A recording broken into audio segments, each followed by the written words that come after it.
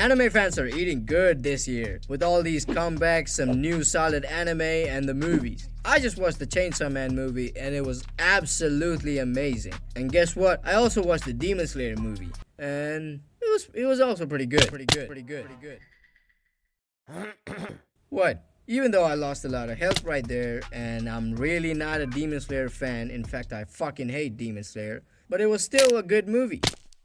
When these movies come out this close to each other, there's gonna be comparison, especially when it's the two top dogs of the anime industry. But I am the smartest man on the planet, and I know comparing an R-rated movie with a children's movie is absolutely pointless. But the problem came when my ex-friends, I had to break up with them after this. They said they thought Demon Slayer was like way better than Chainsaw Man. Huh? Now, I'm the smartest man on the planet, remember? And to nullify this idiotic behavior, I had to make this video. I just had to make this video. Now, you might be thinking, maybe your friends like Demon Slayer because they like having fun and are not jobless degenerates like you. And for that, I'll have to disagree because they're fucking jobless too. So Demon Slayer or Chainsaw Man? Now before we get into this absolutely unbiased comparison, there will be spoilers to the movies. Alright, let's start with Chainsaw Man. This movie's about Russian bombshells, chainsaws, and riding land sharks. I'm kidding, this is Chainsaw Man, it's not that shallow, unlike the other show we'll talk about eventually.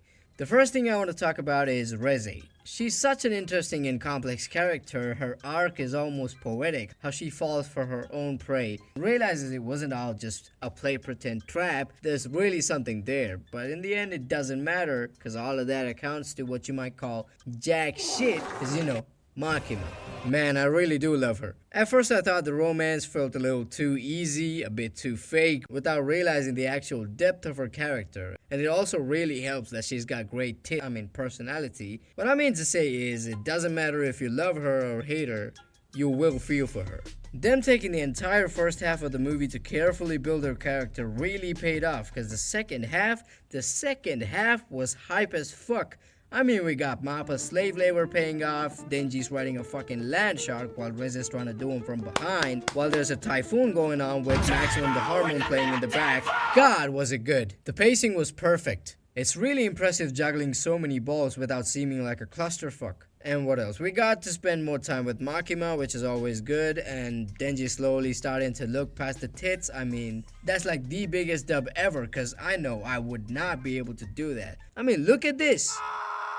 And the only negatives I can really think of are Power basically got like no screen time, and the romance did feel a little better in the manga, and the fact that the movie ended. That's it.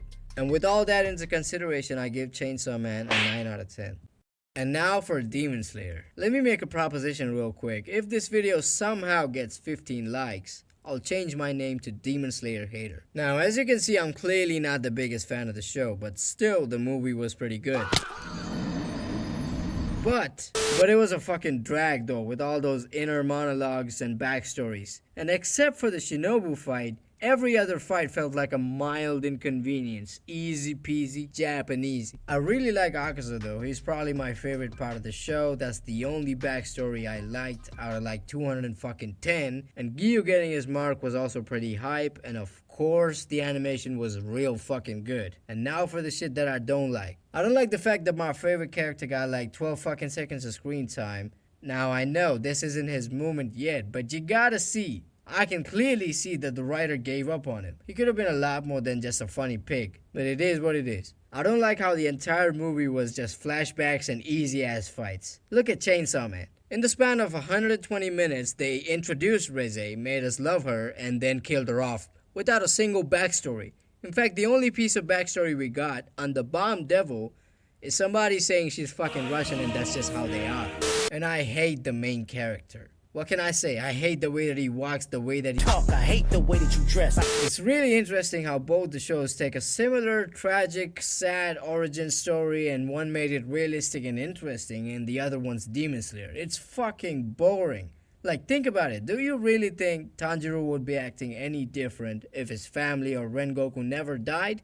No, because he's such a good boy, such a kind boy. He has to help every weakling. I mean, this idiot literally left his sister for dead to save a couple of peasants. You see what I'm saying, bro? In exchange for a good boy, the show basically has no depth or development. And let's not even talk about Zenitsu. That's a whole other can of sperm I don't want to touch. And with that, we come right back to the beginning. Comparing these two shows is fucking pointless because the difference between them is like having sex and jerking off. Now, I was gonna say, except for the animation, Chainsaw Man is better than Demon Slayer in every other way, but I don't know anymore because I think I prefer Chainsaw Man's slave labor over Demon Slayer. Considering all that, I give Demon Slayer a 7 out of 10. So Chainsaw Man's not subjectively, but objectively better than Demon Slayer. Yeah, that's it. See ya.